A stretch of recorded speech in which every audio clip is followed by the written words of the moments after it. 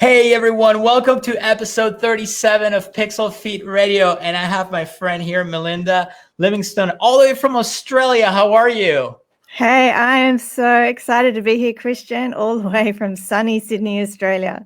Love it. It's beautiful out there. I've been there once, a long time ago, and one of my mentors who I've been working with for a few years now, he's also in Sydney, so it's beautiful. He has like this beautiful apartment right on the water, and it's amazing. So it's 7 a.m. over there. I had no idea you were coming up so early, so I sent you some information that you just got. So we're kind of like just rushing to get on here, but that's okay. Fantastic. Oh, look, yeah, I mean, the birds are singing, the sun is shining, but look, it's about small business and startups and marketing.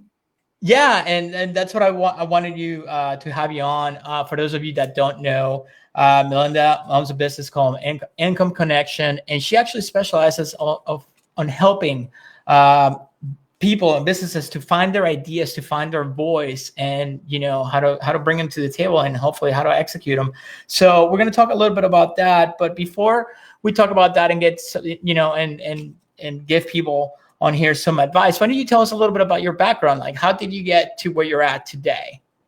Oh, look, yeah, it's really interesting. I started in a corporate. So, I went to university and I got a good job in a corporate, and I did marketing and product development. And I was in that world for like over 20 years. And what I would do is I would, with my team, we'd come up with ideas for new products and new services and new marketing campaigns and new businesses inside large financial services corporations. And I really did love that opportunity, and I learned so much stuff. But towards the end, it was getting harder and harder, and so I was really excited about the opportunity to do something else. And so, because I think that makes sense, because a lot of people, I get messages all the time through here and through the Facebook group, is that people kind of want to leave their corporate job and they feel like they're stuck, but they can't come up with an idea. So they ask me all the time, I was like, how do you get all your ideas? And I'm just like, listen, I wish I had some kind of magic, process to do it. But it kind of, I got to where I'm at today kind of by accident. I started in corporate America when I was super young, right after college. And then I started my own business, and it was brick and mortar. It had nothing to do with digital, but I was in sales and marketing, right? So it was, when you have your own business, you have to do sales and marketing. And this is before we had, all the amazing tools that we have at our disposal today, like Facebook ads, Google ads, and all that good stuff. I think Google ads was around, but it was super new. Nobody, barely anybody knew about it. And it just kind of evolved from there. So, when people ask me that question, I'm like, I hate to sound cliche, but it's like, try to find something that you love doing, that you're passionate for. And there's always a way to monetize it. Now there's a million ways to monetize it, but that's not the case with, let's say, if you want to start an e-com brand, like a store online. You got to know what the market is. You have to have a good idea so you can, steal that traffic, bring it to your store, and be successful. So that's why I'm so excited to have you on, because I want to know, what is the process like, for big corporations, the background that you come from to where you're at today, to try to extract those ideas from your team, or how someone can sit down and try to come up with something. Well, look, there's so many ways that you can approach this problem. So, you think of all of your life experiences that you've had, right? You think of all of that knowledge that you have, and you combine that with all the work experience that you've done. And there's just, we are so much more than our CV. We just bring so much to the table. And then there's everything that's happening in the economy and all of the changes that are happening there. With the pandemic, people are buying stuff that they have never bought before. New needs are being created. They're doing things that they have never bought before. They're spending so much time on social media. They're consuming media that they have never bought before. Their eyeballs are looking at ads. So we're in this whole amazing world where there's this abundance of opportunities. And so I'm seeing people starting businesses that they would not have thought to start before. So it's really the intersection of all of those opportunities that create unique possibilities for people. So what I do is I sit down with people and I talk to them about what their passions and interests are. Do they want to do something that relates to the career that they've had, or are they wanting to do something that's completely different? And some people want to do something that is completely different, but some people really loved their job, or they loved a real slice of their job, a real piece, a small piece of their job. So it's really trying to distill what it is that they want to do, what their passion is, and what their values are, their life. Like, are they wanting more freedom in their life? Are they wanting to control their diary? I mean, what I love about your show, Christian, is that you talk about business. It is hard work. It's not a holiday. We do work hard. Yes. But what I love about having my own business is that I control my diary. I decide when I work, I decide who I work with, and I decide, my values. I live out my values. I decide the work I do. So there's this incredible freedom that you don't get in corporate life. So really working with people around what they want. So just to give you one example of a client that I've been working with this week, she loved her corporate job. She loved, well, not all of it. She loved doing like staff development plans, like helping her staff to, plan for their careers. So she loved that small piece of it. She had a large team and she loved that part. So her business idea is to work with executives who are really busy and haven't got time to do that. Like some executives have got like 10 people reporting to them, and they haven't got time to spend that one-on-one time with their executives.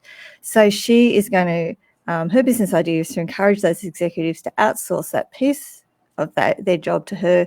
She will do that development plan with those team members, and she'll do an amazing job.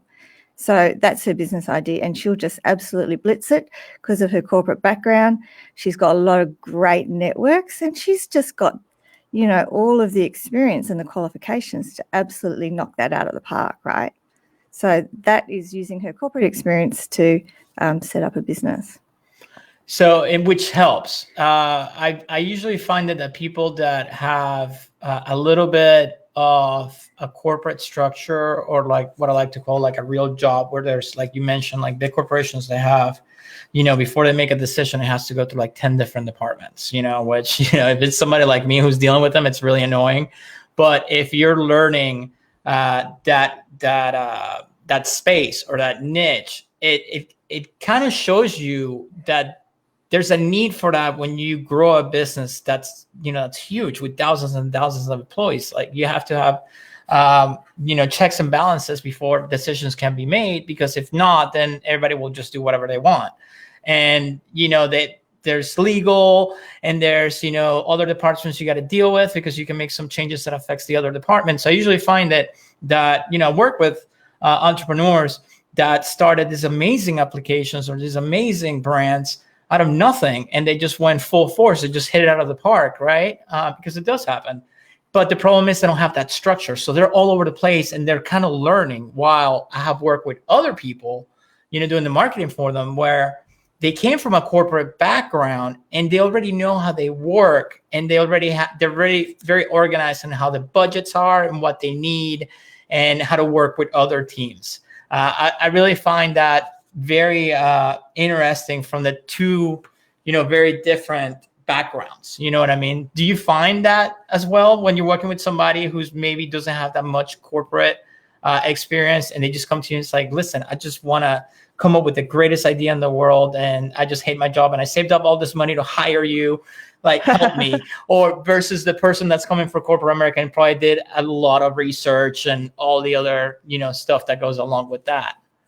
Yeah, that's such a good point. Corporate people do, like, I think through osmosis, right? They do learn a lot of that structure because they've had to fit into that environment and to survive. So they definitely Yeah, they know how to do budgets and planning and structure and how to influence people in that environment with that long lead cycle. So you're absolutely, spot on there. And the other thing that I know that you have on your website as well, which is IncomeConnection.com, is that you have the 12-step idea checklist, which is a free download, guys. So if you guys want to do it, make sure you check that out. Can you walk us through that a little bit? What's included in that to try to bring those ideas, to life?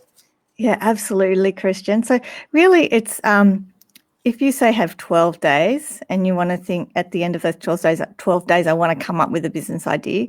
Every day it poses questions for you to reflect on. So say the first day is reflecting on your childhood. What did you really do? What did you really do as a child?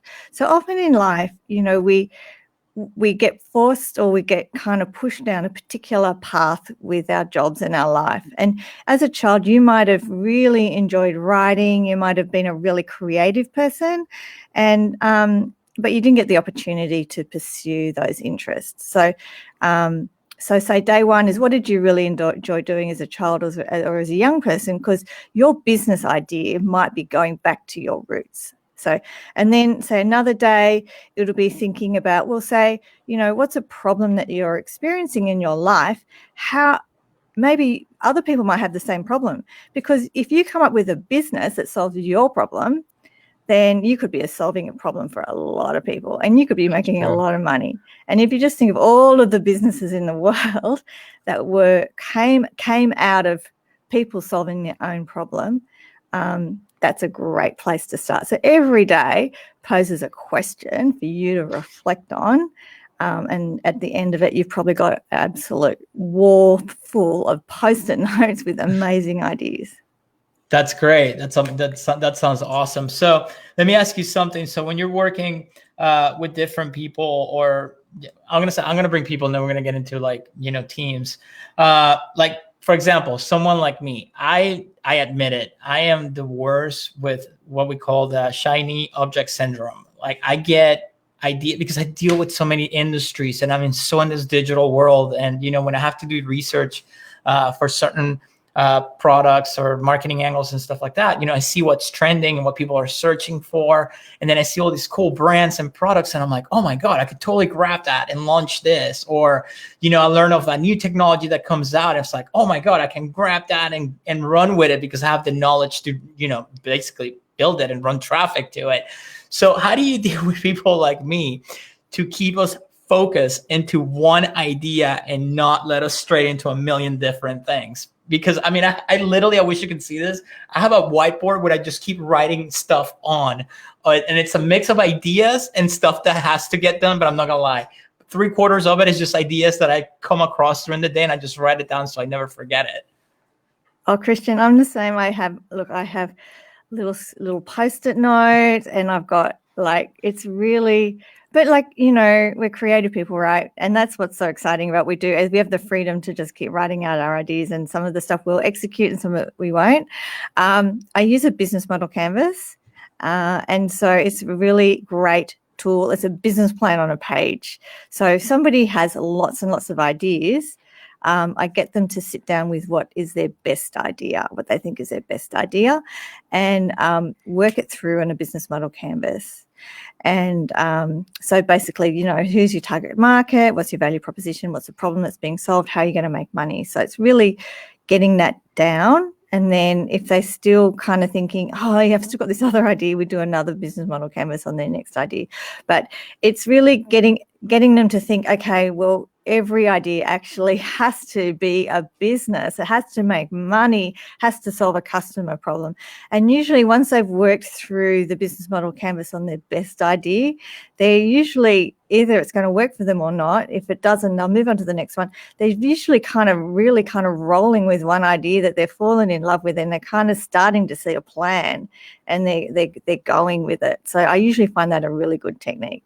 That's really cool. That makes sense though.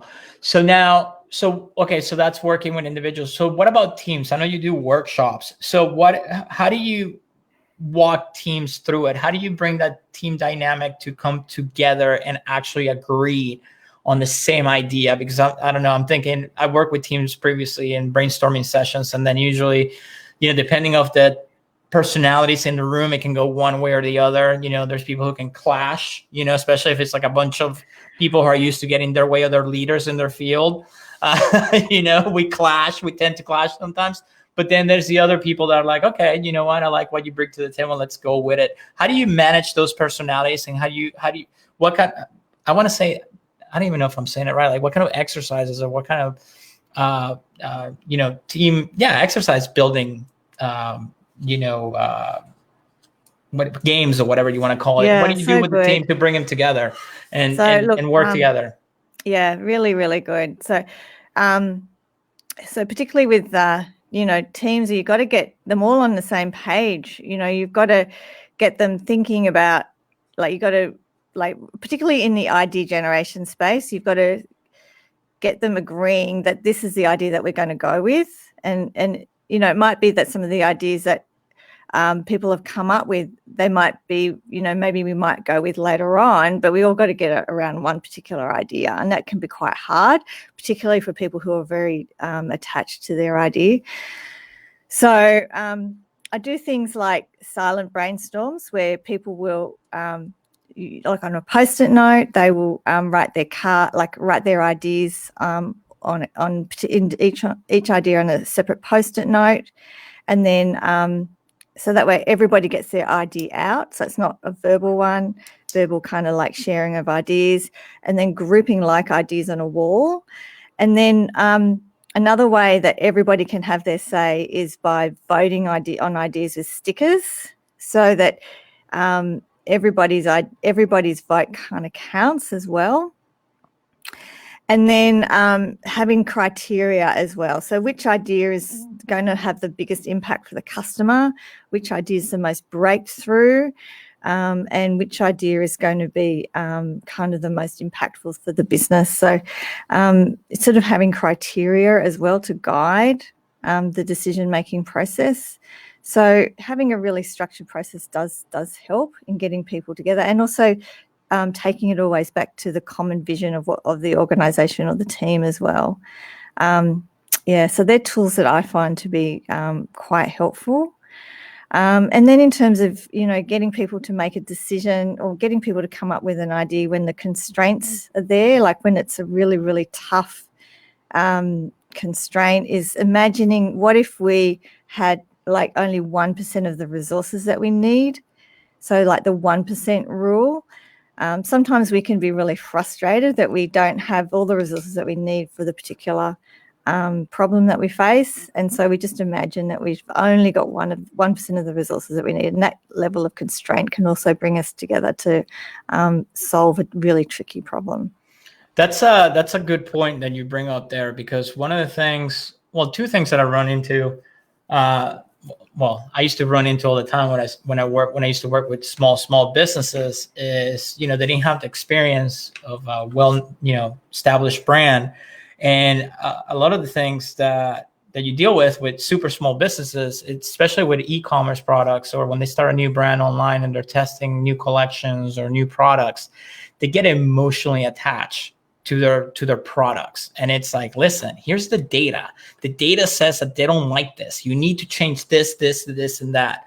So my example with that is I used to have to tell people and sometimes break their heart and be like, listen, I don't care how much money you throw at it. They don't like it. You need to change it to do this. And then it works. But it's always a process. I feel like you gotta hold their hand. And at some point I had to be just tough about it. And it's like, I can't let you, just keep wasting money, because that's what you're doing right now. You can use this money to fix the problem, but you just don't want to because you're so emotionally attached with it. Do you run into those issues with some of these ideas that, I want to say more individuals and teams that are not, or even small teams that's starting a business? Do you deal with a lot of that emotionally attachment to these ideas and they don't want to let go, even though that the answers are right there in front of them saying, don't do it? That is such the problem of the entrepreneur. They get really, really attached to their ideas. You're absolutely right, Christian, because ultimately it's all about our customers, and we have to deliver value to our customers. And entrepreneurs can get so attached to their ideas. And if we don't test our ideas really early when they're really rough and prototype early, we can get really attached to them. And so I do find that, and I do have to have those those tough conversations that you just described. But what I try to do with all my clients is try to get them out there as early as possible, talking to clients with rough prototypes. And that way they're not getting attached to their ideas. And I try to tell them this is an experiment, like it's test and learn. And it's your idea is a hypothesis. It's hold it very loosely and come up with several ideas, because this one may not work, this might be another one, and be prepared to discard it. Listen to what your customer wants and co-create with your customer, because it's all about them. It's their money. Right. What are they going to buy? Yeah.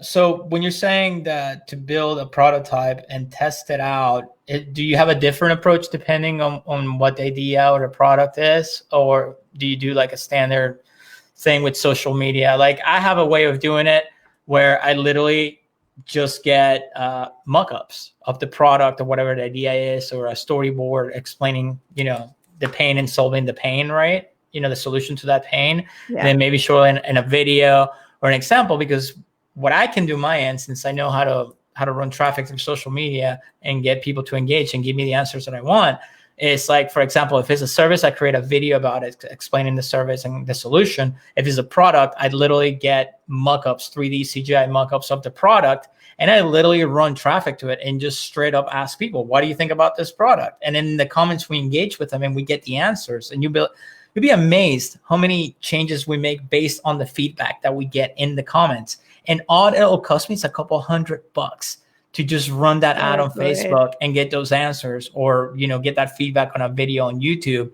And then I see other people that it's like you said, it goes back to the emotionally attachment deal, is that they have the idea and then somehow they have the resources, or they have, family people, that want to invest in it. And they just spend all this money and get it done without even researching the market, right?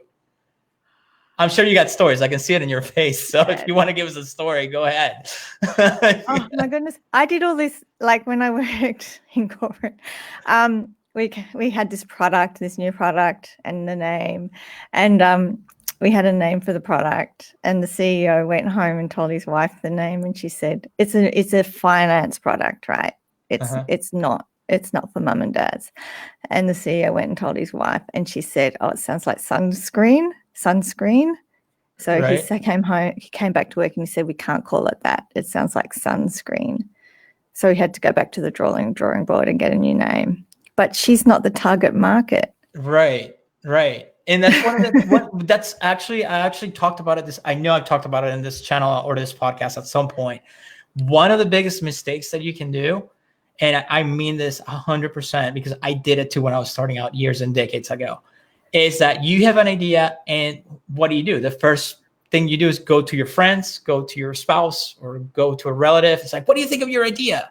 And sadly enough, 90% of people, they don't want to hurt your feelings. So they'll lie to you. They're like, oh yeah, it's a great idea. And then Christian, he'll forget about it like in 2 days. You know what I mean? And then this poor person goes out and starts working on it, and then it's too deep. And by the time, even if they change their mind and tell them the truth, it's already too late because they're already worked on it. Yeah, no, I don't do that. Money. Yeah. No, I think certainly if your friends and family have networks that they can introduce you to in that industry, so say if I'm wanting to launch something in the bakery industry, and my sister has somebody who knows somebody in the bakery industry, and they can introduce me to somebody, and I can do some networking. But yeah, your friends and family love you and they will support you. But yeah, you don't do that. But I love all the testing that you do, because that is like scientific analytical testing. That's amazing. But you asked me a question about how I do prototyping. So so I do like a process called design thinking, which is a qualitative research process. So like I encourage my clients to do prototypes that are really, really rough. So they're if it's say on Zoom, they might mock up something on PowerPoint and it's rough. Like it might be like a sales page on PowerPoint, really, really rough. And the rougher the better, because that way they're not emotionally invested.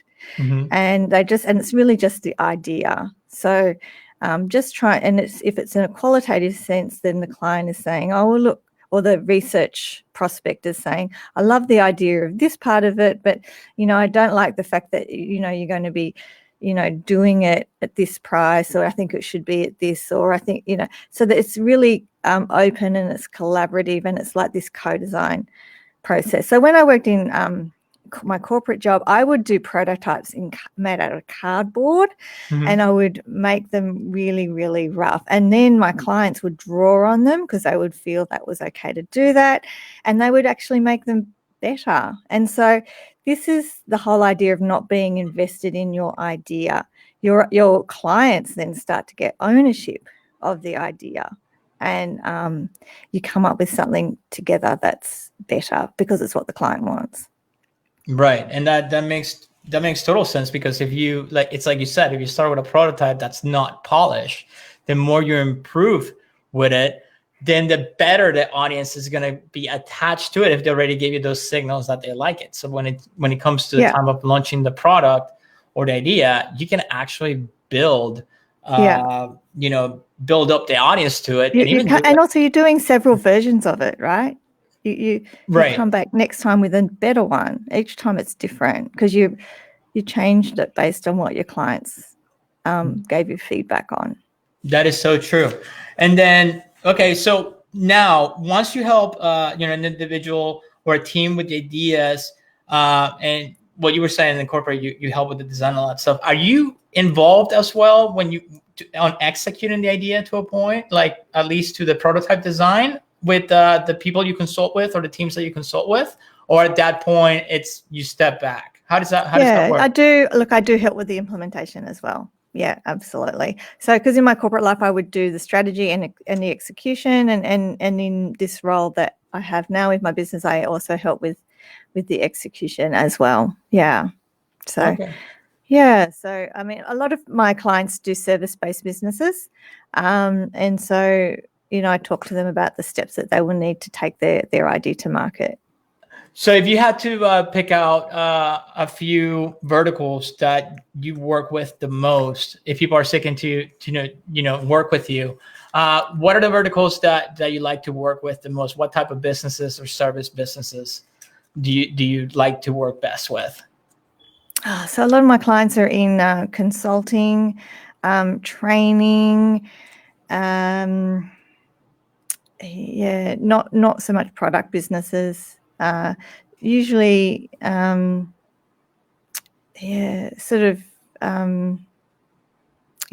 of roles that kind of like a lot of them are sort of related to kind of what they've done in their career and in their personal life. So if they want to just take it to the next level on their own, it's more of B2B, B2C.